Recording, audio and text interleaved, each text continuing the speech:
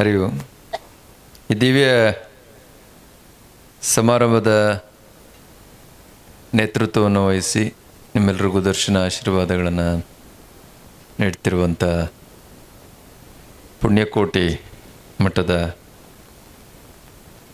ಧರ್ಮಾಧಿಕಾರಿಗಳಾದಂಥ ಪೂಜನೀಯ ಶ್ರೀ ಶ್ರೀ ಜಗದೀಶ್ವರ ಮಹಾಸ್ವಾಮಿಗಳವರೇ,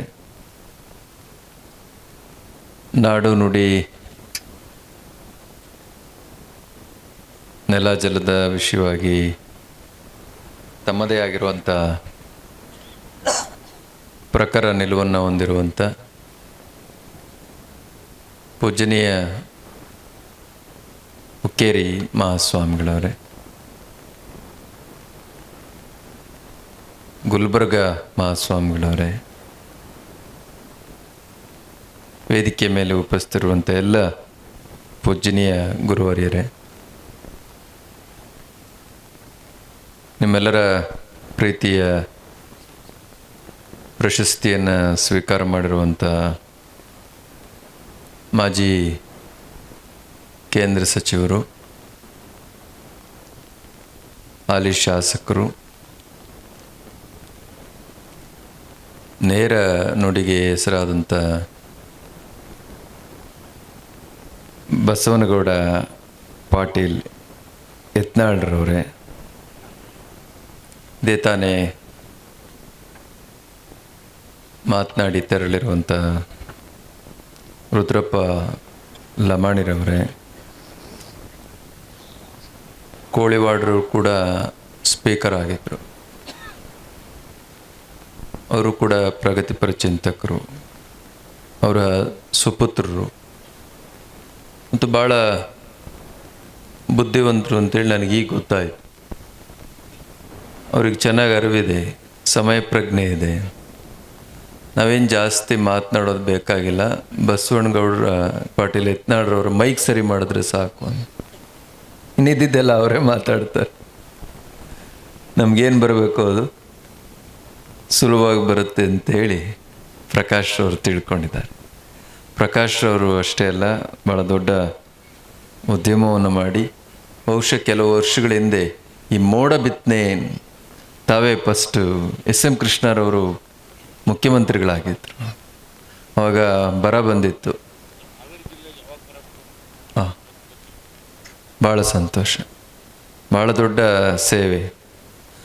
ಆಗ ಅವರು ಮೋಡ ಬಿತ್ತನೆ ಮಾಡಿಸಿ ಮಳೆ ಬರೆಸುವಂಥ ಭಾಳ ದೊಡ್ಡ ಪ್ರಯತ್ನವನ್ನು ಮಾಡಿದರು. ಈಗಲೂ ಕೂಡ ಒಂದು NGO ಮಾಡಿಕೊಂಡು ಭಾಳ ದೊಡ್ಡ ಸಮಾಜ ಸೇವೆಯನ್ನು ಮಾಡ್ತಾ ಇದ್ದಾರೆ. ಅವರು ಶಾಸಕರು, ರಾಜಕಾರಣಿ ಅನ್ನೋದಕ್ಕಿಂತ ಒಬ್ಬ ಸಮಾಜ ಸೇವಕ ಅಂತ ಹೇಳಿದ್ರೆ ತಪ್ಪಾಗಲಾರದು. ಪ್ರಕಾಶ್ ಕೋಳಿವಾಡ್ರೆ, ವೇದಿಕೆ ಮೇಲಿರುವಂಥ ಎಲ್ಲ ಗಣ್ಯರೇ, ಮುಖಂಡರೇ, ನಮಗಂತೂ ಭಾಳ ಸಂತೋಷ ಆಯಿತು. ನಾವೆಲ್ಲ ಇದನ್ನು ಹರಿದ್ವಾರ, ಋಷಿಕೇಶು, ಕಾಶಿ ಇಲ್ಲೆಲ್ಲ ನೋಡ್ತಾ ಇದ್ವಿ. ಇವತ್ತು ನಮ್ಮ ಭಾಗದಲ್ಲಿ, ದಕ್ಷಿಣ ಭಾರತದಲ್ಲಿ, ಅದರಲ್ಲೂ ಮಧ್ಯ ಕರ್ನಾಟಕದಲ್ಲಿ ಇಂಥ ಒಂದು ಕಾರ್ಯಕ್ರಮ ನೋಡುವಂಥ ಒಂದು ಸದಾವಕಾಶ. ಮತ್ತು ಹರಿಹರದ ಮಾಜಿ ಶಾಸಕರು, ನಮಗೆಲ್ರಿಗೂ ಆತ್ಮೀಯರು, ನಮಗೂ ಕೂಡ MLC ಇದ್ರು ಮೊದಲು. ಅವರು ನಮಗೆಲ್ಲ ಭಾಳ ಮಠಮಾನಿಗಳ ಬಗ್ಗೆ ತುಂಬ ಪ್ರೀತಿ ಕಾಳಜಿಯನ್ನು ಹೊಂದಿರುವಂಥವ್ರು. ಅವ್ರ ತಂದೆಯವರು ಕೂಡ ಶಿವಪ್ಪನವರು ಹರಿಹರದ ಶಾಸಕರಾಗಿ, ಮಂತ್ರಿಗಳಾಗಿ ಭಾಳ ದೊಡ್ಡ ಸೇವೆಯನ್ನು ಸಲ್ಲಿಸಿದಂಥವ್ರು ಮಾನ್ಯ ಶಿವಶಂಕರ್ ಅವರೇ. ಇಂಥ ಒಂದು ಅವಕಾಶವನ್ನು ನಮ್ಮೆಲ್ರಿಗೂ ಇವತ್ತು ಕಲ್ಪಿಸಿಕೊಟ್ಟಿದ್ದಾರೆ. ಮಾನವ ಜನ್ಮ ದೊಡ್ಡದು, ಹಾನಿ ಮಾಡಿಕೊಳ್ಳಲು ಬೇಡಿ ಉಚ್ಚಪ್ಪಗಳಿರ. ನಮ್ಮ ನೆಲದಲ್ಲೇ ಅಂಥ ಒಂದು ಸತ್ವ ಇದೆ, ಗಟ್ಟಿತನ ಇದೆ. ಅದನ್ನು ಮತ್ತೆ ಮತ್ತೆ ಪುನರುತ್ಥಾನಗೊಳಿಸುವಂಥ, ಮತ್ತೆ ಮತ್ತೆ ನೆನಪಿಸುವಂಥ ಕಾರ್ಯಕ್ರಮಗಳಾಗಬೇಕು. ಮತ್ತೆ ಮತ್ತೆ ನಾವು ಭಗವಂತನಿಗೆ ಈ ನೆಲದಲ್ಲಿ ಹುಟ್ಟುವಂಥ, ತನ್ಮೂಲಕ ಎಲ್ಲೆಲ್ಲೂ ನಿನ್ನನ್ನು ಕಾಣುವಂಥ ಸದಾವಕಾಶ ಮಾಡಿಕೊಟ್ಟಿದ್ದಕ್ಕೆ ಧನ್ಯವಾದ ಹೇಳಬೇಕು. ಹಾಗಾಗಿ ನಾವು ಭೂಮಿಗೆ ಧನ್ಯವಾದ ಹೇಳ್ತೀವಿ, ನೀರಿಗೆ ಧನ್ಯವಾದ ಹೇಳ್ತೀವಿ. ಎಲ್ಲ ಪಂಚಭೂತಗಳಲ್ಲೂ ಕೂಡ ಭಗವಂತನನ್ನೇ ಕಾಣುವಂಥ ಒಂದು ಸದಾವಕಾಶವನ್ನು ಈ ನೆಲ ನಮಗೆ ಒದಗಿಸಿಕೊಟ್ಟಿದೆ. ಹಾಗಾಗಿ ಗಂಗಾರತಿ ಮಾಡೋದ್ರ ಮೂಲಕ ನಾವು ಭಗವಂತನ ಇರುವಿಕೆಗೆ ಧನ್ಯವಾದವನ್ನು ಹೇಳ್ತೇವೆ. ಅಂಥ ಒಂದು ಸಾಂಕೇತಿಕ ಆರತಿಯನ್ನು ಇವತ್ತು ನಮ್ಮಲ್ಲೂ ಕೂಡ ಪರಿಚಯಿಸುವಂಥ ಕೆಲಸವನ್ನು ಪುಣ್ಯಕೋಟಿ ಮಹಾಸ್ವಾಮಿಗಳವರು ಮಾಡಿದ್ದಾರೆ. ಅತಿ ಚಿಕ್ಕ ವಯಸ್ಸಿನಲ್ಲಿ 21 ದಿನಗಳ ಕಾಲ ಅವರು ಅನ್ನಾಹಾರವನ್ನು ತ್ಯಜಿಸಿ ಜಗತ್ತಿನ ಕಲ್ಯಾಣಕ್ಕೋಸ್ಕರವಾಗಿ ತಪಸ್ಸು ಮಾಡುವಂಥ ವಿಚಾರವನ್ನು ಕೇಳಿ ನಮಗಂತೂ ಭಾಳ ಸಂತೋಷ ಆಯಿತು.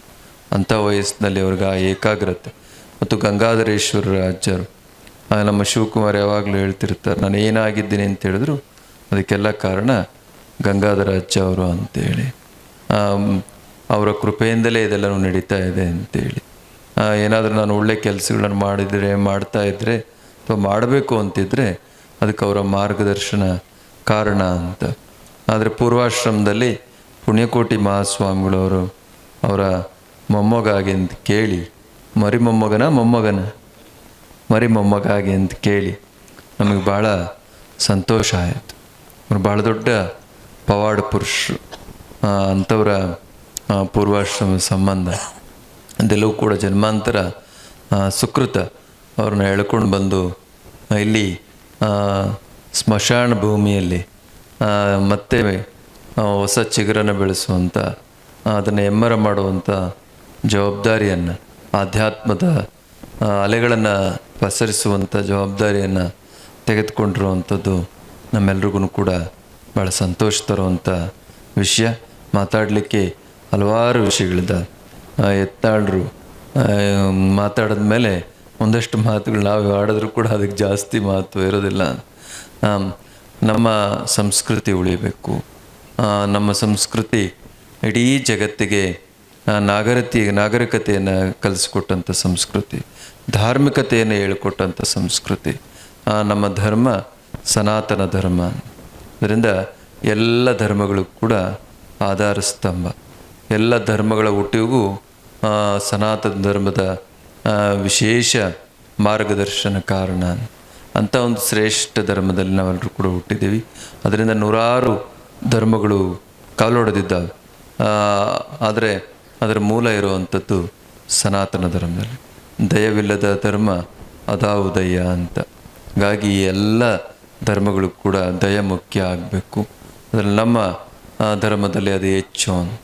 ಅದನ್ನು ಕಾಪಾಡಿಕೊಳ್ಳುವಂಥ, ಉಳಿಸ್ಕೊಳ್ಳುವಂಥ, ಬೆಳೆಸುವಂಥ ಕೆಲಸ ಆಗಬೇಕು. ಆ ಗಟ್ಟಿತನ ನಮ್ಮೆಲ್ಲರೂ ಕೂಡ ಬರಬೇಕು ಹಾಗೆ ಅಂತ. ಅದರ ರೂವಾರಿಗಳು ನಾವು, ಅದರ ಮುಂದುವರೆದ ಭಾಗ ನಾವು ಅದನ್ನು ಉಳಿಸ್ಕೊಂಡು ಹೋಗುವಂಥ ಜವಾಬ್ದಾರಿಯನ್ನು ತೆಗೆದುಕೊಂಡು ಹೋಗೋಣ. ನಮಗಂತೂ ಇವತ್ತೊಂದು ದೊಡ್ಡ ಧಾರ್ಮಿಕ ವೇದಿಕೆ. ಬಹಳ ಸಂತೋಷ ಆಯಿತು. ಈ ಭಾಗಕ್ಕೆ ಬರೋದು ಭಾಳ ಅಪರೂಪ. ನಾವು ಭಕ್ತಾದಿಗಳಿದ್ದಾರೆ ಈ ಭಾಗದಲ್ಲಿ, ಆದರೂ ಕೂಡ ಬರುವಂಥದ್ದು ಭಾಳ ಅಪರೂಪ, ಭಾಳ ದೂರ ಆಗ್ತದೆ. ಇವತ್ತು ಹುಕ್ಕೇರಿ ಮಹಾಸ್ವಾಮಿಗಳವರು, ಅವ್ರ ಬಗ್ಗೆ ನಾವೆಲ್ಲ ಭಾಳ ಕೇಳಿದ್ವಿ. 65,000 ಮಕ್ಕಳಿಗೆ ಅವರು ಅನ್ನದಾಸೋಹ ಕೊಡುವಂಥ, ಬಹುಶಃ ಸರ್ಕಾರ ಮಾಡುವಂಥ ಕೆಲಸವನ್ನು ಅವರೆಲ್ಲ ಏನು 1 ರೂಪಾಯಿ 2 ರೂಪಾಯಿ ಕೊಡ್ತಾರೆ ಒಂದು ಮಗುವಿಗೆ ಊಟ ಹಾಕಲಿಕ್ಕೆ. ಆದರೆ ಇನ್ನು ಉಳಿದಿದ್ದನ್ನು ಬರೆಸಿ 65,000 ಮಕ್ಕಳಿಗೆ ಅವರು ದಾಸೋಹ ಮಾಡ್ತಾ ಇದ್ದಾರೆ ಅಂತ ಹೇಳಿದ್ರೆ ನಮಗಂತೂ ಭಾಳ ಆಶ್ಚರ್ಯ ಆಯಿತು. ಅಷ್ಟೇ ಅಲ್ಲ, ಅವರು ಕನ್ನಡದ ದಾಸೋಹವನ್ನು ಕೂಡ ಮಾಡ್ತಾರೆ. ಬೆಂಗಳೂರಿಗೆ ಬರ್ತಾರೆ, ಉತ್ತರ ಕರ್ನಾಟಕಕ್ಕೆ ಹೋಗ್ತಾರೆ, ಹೈದ್ರಾಬಾದ್ ಕರ್ನಾಟಕಕ್ಕೆ ಹೋಗ್ತಾರೆ. ನಾಡು ನುಡಿಗೆ ಏನಾದರೂ ಧಕ್ಕೆ ಬಂದರೆ ಅಲ್ಲಿ ಹುಕ್ಕೇರಿ ಸ್ವಾಮಿಗಳು ಇರ್ತಾರೆ ಅನ್ನೋಂಥ ಮಟ್ಟಿಗೆ ಅವರು ನಾಡು ನುಡಿಯ ಸೇವೆಯನ್ನು ಮಾಡ್ತಾರೆ. ಅಂಥವರ ದರ್ಶನ ಮಾಡುವಂಥ, ನಿಮ್ಮೆಲ್ಲರನ್ನು ನೋಡುವಂಥ ಒಂದು ಸದಾವಕಾಶ ಭಗವಂತ ನಿಮ್ಮೆಲ್ಲರೂ ಕೂಡ ಒಳಿತನ್ನು ಕರುಣಿಸಲಿ ಹಾಗೆ ಅಂತೇಳಿ, ಮತ್ತು ಏನು ಗಂಗಾರತಿ ಇದೆ, ಇದು ತುಂಗಾರತಿ ಇದೆ, ಇದು ಮುಂದಿನ ದಿನಗಳಲ್ಲಿ ಬಹಳ ದೊಡ್ಡ ಮಟ್ಟದಲ್ಲಿ ನಡೀಲಿ. ಲಕ್ಷಾಂತರ ಜನ ಇಲ್ಲಿ ಬಂದು ನೋಡಿ ಅದನ್ನು ಕಣ್ತುಂಬಿಕೊಳ್ಳುವಂಥ, ಆ ಪವಿತ್ರ ಕೆಲಸದಲ್ಲಿ ಭಾಗಿಯಾಗುವಂಥ ಅವಕಾಶವನ್ನು ತುಂಗಾಮಾತೆ ದೊರಕಿಸ್ಲಿ ಹಾಗೆ ಅಂತೇಳಿ ತಮ್ಮೆಲ್ರಿಗೂ ಭಗವಂತ ಸುಖ ಸಮೃದ್ಧಿಯನ್ನು, ಆರೋಗ್ಯಪೂರ್ಣ ಬದುಕನ್ನು ಕರುಣಿಸ್ಲಿ ಹಾಗೆ ಅಂತೇಳಿ ತುಂಬು ಹೃದಯದಿಂದ ಹಾರೈಸ್ತೆ.